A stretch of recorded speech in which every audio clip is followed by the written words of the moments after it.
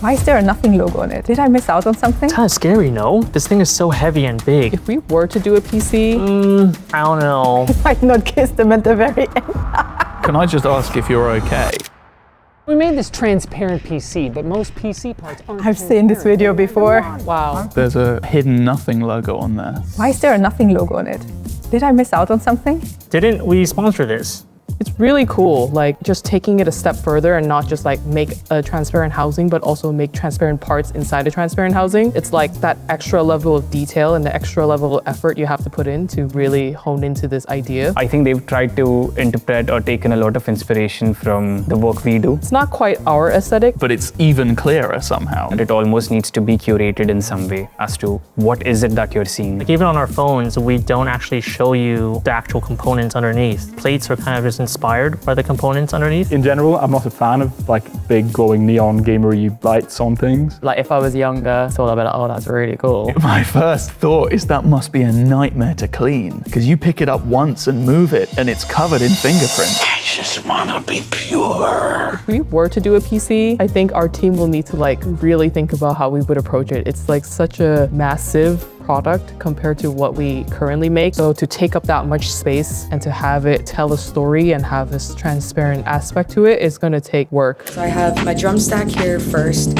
which right now is just playing a clap and then this break loop sample down here. And then I have my bass line, which is playing these notes here. That's awesome. She's so cool. That's so sick. So nice. Thank you for taking this video as an example. I haven't seen coding music in a while and I get really excited about it. Sitting there being really focused and typing in like words is so different from how we usually make music. You know, we have drums and we hit the drums or we play a guitar. I really like how it breaks down parts of the piece of music that you're listening to and it visualizes them at the same time. There's a very strong link between what you're hearing, what you're seeing, and I think that's kind of a big part of the experience. I think it would be really cool for people in the crowd to actually see this. And of course also because it's a video with female representation and usually I see only guys on these videos, so that's absolutely lovely to see. And I'm gonna be honest, like for someone like me, coding just feels very foreign, but like seeing her code sound that I would listen to kind of makes me want to code low-key. It's interesting that here you're kind of seeing how text is being translated into music. I always find it interesting when a particular medium is visualized or kind of perceived as a different medium. So for instance, when we're kind of working on glyphs, a lot of times we're thinking, how will sound be perceived as light? Have you ever seen a bookmark so big?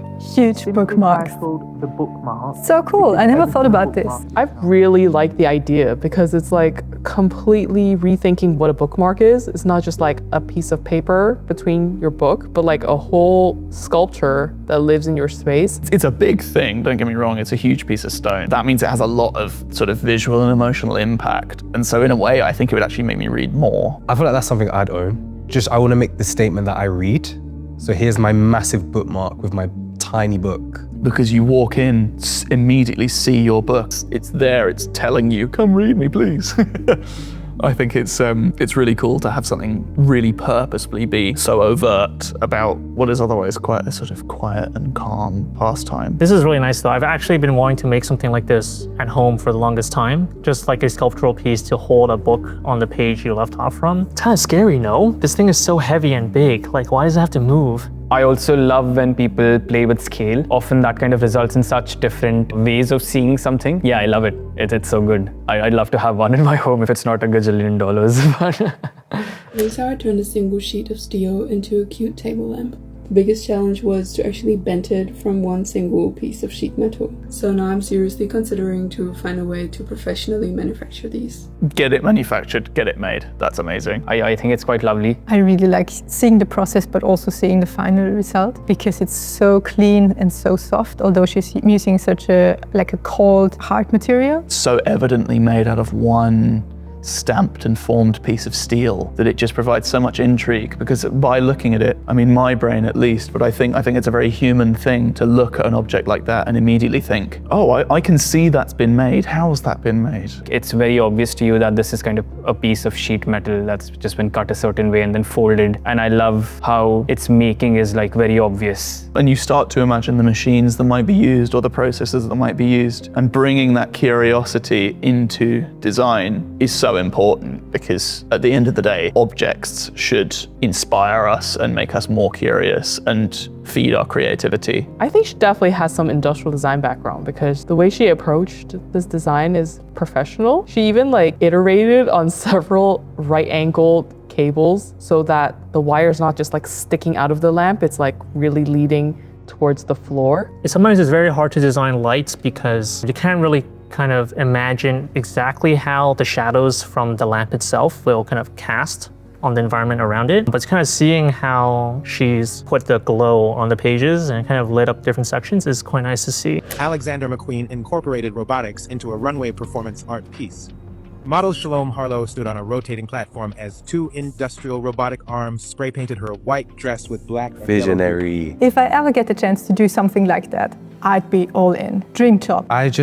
It's like, where do I begin? Playing around the white dress is really trying to be symbolic of something quite formal and quite pure, and then getting this sort of industrial process in front of people's eyes that's usually hidden behind closed doors. Her walking in this like serene white dress and then this like mechanical object, like completely destroying it, but then almost still making it even more beautiful. Making fashion whilst destroying the stress, amazing. I love it. But it's also the fact that he used technology behind it as well. Before this, no other designer was doing this. And I think that's obviously what massively set Alexander apart, was like, he was so forward thinking. I actually wrote about this in a university essay I did in second year. I think the title was to do like form follows fashion. And Alexander McQueen and his shows were always something to look out for, and especially from an experienced design perspective, absolutely interesting and inspiring. Groundbreaking at the time because it wasn't just about fashion, it was bringing together like performance art, technology, fashion, all in kind of one moment and encapsulating that. She must have inhaled so much spray paint. I mean, it's cool. I was also a bit scared because robotic arms do not care if you're standing there. They will just keep on moving. R.I.P. to Alex. He was one of those designers that was just like so into what he did, and it was like his blood, sweat and tears went into every element of all his fashion shows, down to the models he picked, like the final touches, like the ads, etc. You know a visionary when you see a visionary, right? And like Alexander McQueen was that. He's also a London boy as well, so. A cassette player? I don't think I've seen one of these since I was a little kid. That's super neat. Oh, tape machine, nice. Seems like a radio and cassette player, which is pretty cool. It's like budget minimal. I feel like I know maybe what they wanted, but you can almost tell like the parts and materials are not quite as high-end as they could have been, or even like maybe graphics and the way things were labeled or shown. It's interesting how a certain detail in a product or a thing can all of a sudden place it in a different moment in time. So for example, as soon as they take out the antenna and just extend it, I kind of placed it like a couple decades back. Whereas when I didn't see the antenna, I was kind of still thinking this could be something from the 2010s, it could be something from now. But yeah, it's interesting how like these tiny details just shift something from now to some other moment in time. I really love how the younger generation is really approaching like non-internet ways of enjoying music again. I mean, I'm Gen Z, and I'm noticing that me and a lot of my friends are very purposefully switching back to analog forms of media. And I think it's almost a reactionary movement to like, the internet has become very bombarding in recent years, and I like that that's being brought into a sort of modern space with a new product so that you don't have to buy it on eBay and work out how to fix it and find a discontinued type of battery to put inside of it. Go on eBay, buy an old one, repair it if you can, and enjoy it a lot more than buying those new plasticky things that kind of don't really give you the vibe.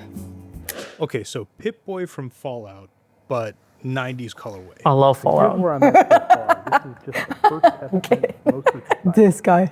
Okay, so Pip-Boy from Fallout. Blender.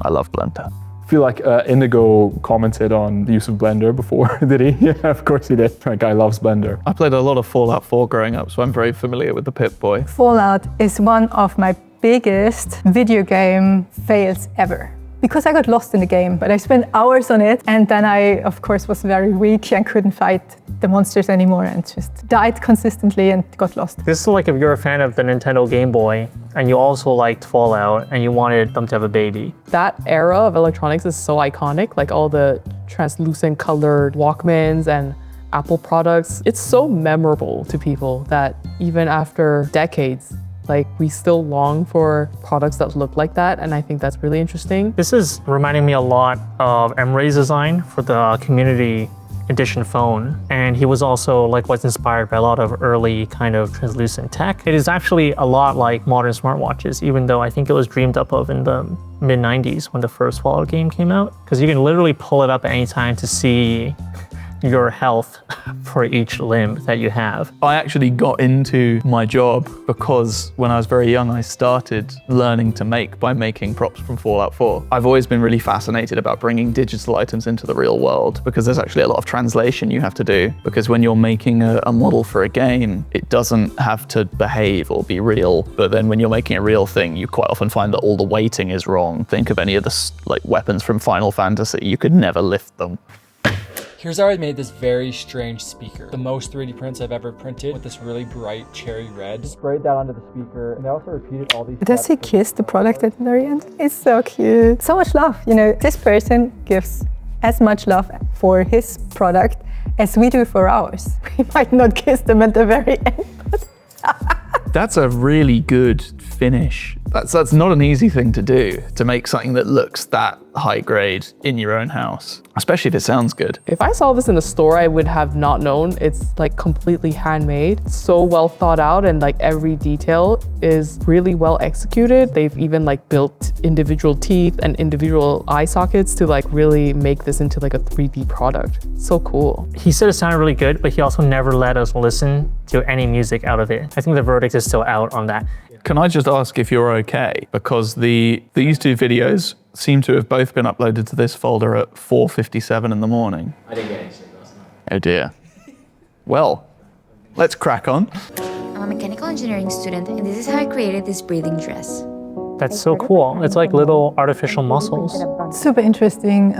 We are fundamentally natural creatures, as much as it might not feel like it sometimes. And so having something that's sort of not trying to be super clean cut, right angles, straight edges, it's being alive, it's trying to make itself sort of more openly organic, especially when it comes to fashion, I think is super cool. It's like technology, yes, but it almost humanizes it as well. I guess because the element of breathing is like a thing that humans do, but it's used through tech. So I guess that's the sweet spot, right? Because you've got tech that's all the way over here, and then fashion, which is a physical, which is here, but then there's like this breathing mechanic, which kind of interlocks the two.